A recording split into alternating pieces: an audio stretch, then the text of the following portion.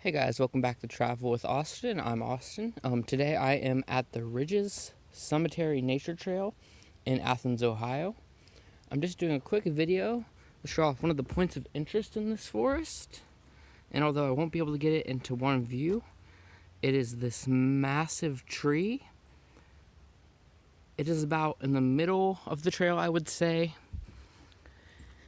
Now, this tree, I've been told, is the oldest in the forest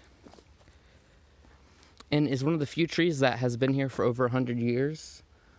From what I've been told, most of the other trees in the area were replanted a long time ago.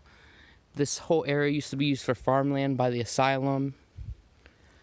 So they have this nice little area here. You got stones that are set up like benches that you can sit on. And there's a plaque in honor of Dr. Tom Chainsaw Walker, who was a very important, or maybe still is, I'm not sure if he's alive or dead, is a very important figure around here for mental illness.